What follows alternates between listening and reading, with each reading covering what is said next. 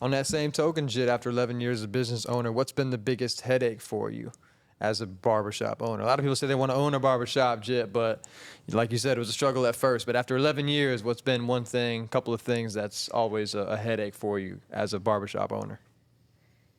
You just gotta be, you just gotta be ready to be let down. Like in the industry, you have to believe in people before they believe in themselves. Got you, right? If you don't see it in them, then they're never gonna get better. But you gotta be patient. The hardest thing is understanding that nothing lasts forever. No matter what you do, once you're not convenient to the people, you're out of state, out of mind. So if you're okay with being let down, then you could be a business owner. And it won't affect you. Not at all. Because Right. when you take it personal, then that's when you fail. Yep. Business is business, you know? And you got to be willing to let go. If you're tied into something, then it's going to hold you down. You know what I'm saying? Yeah. So just got to be okay with not everyone's going to be fitting for you. And at the end of the day, people are in your life out of convenience. Once you become inconvenient to them, their life goes on. No matter what you did, it really doesn't matter. Mm-hmm. Now it takes that person to have gratitude to show that appreciation.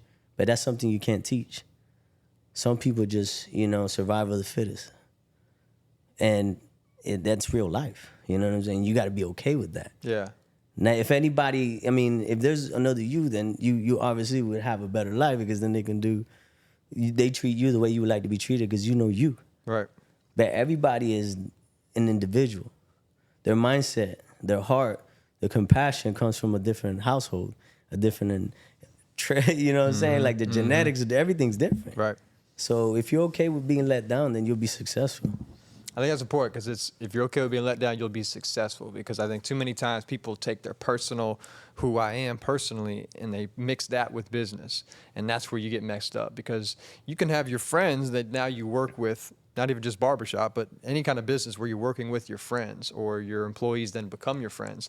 If you treat it as personal, it's going to hurt when they leave, when they don't agree with you, when you're mad at them, they let you down, you let them down. But if it's strictly business and you're prepared for that, and you know that's coming, you don't take it personal at all, you can move past it. We can have a dead argument, we can leave, come back, and then it's still business moving forward. I think too many people mix the personal. A lot of people say don't work, don't mix family with business.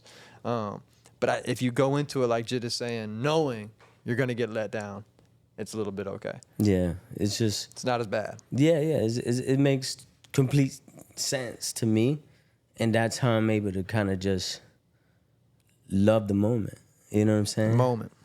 If you're in the moment, you're in full momentum. Because no matter what bumps on the road or anything's going on, you're still flowing. But yeah, I love being a business owner in the sense where it's like I'm able to provide something that I've dedicated my whole life to.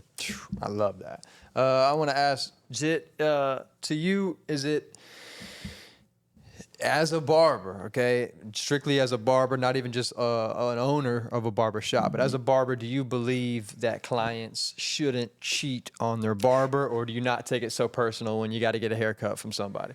And that's the thing, right? So understanding where, like everything's for the moment. I learned that all through my clients. Before I had a barbershop, my business was understanding customers. And the customers are going to let you down before you have a barbershop and you have barbers that let you down. Right. So that's where it all started. The customer teaches me more than anything I've ever learned. The 70-year-old guy that said he had a great haircut, he's telling me stories that I've never lived. The newborn baby or the baby that's starting to talk, he's going to tell me the wildest things he's seen while he's living. So it's like, it's learning how to communicate with all walks of life. But as a barber, you just got to understand, like, you're really only as important as their convenience.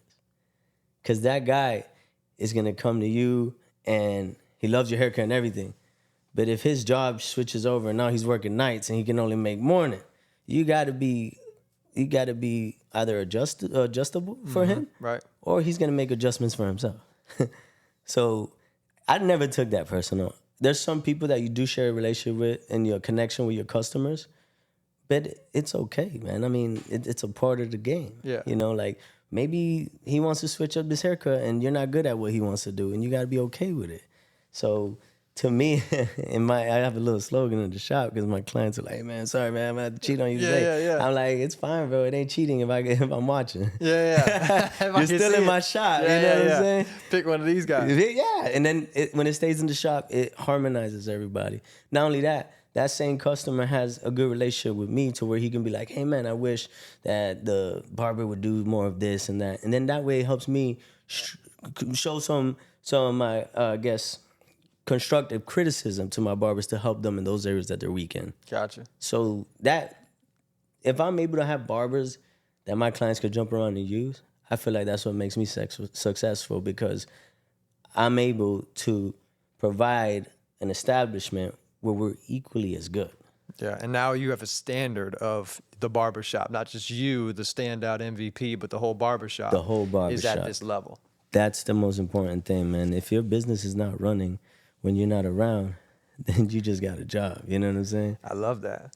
So you want that business to run. You want everybody in the industry or in your barbershop to be able to be as good or even better.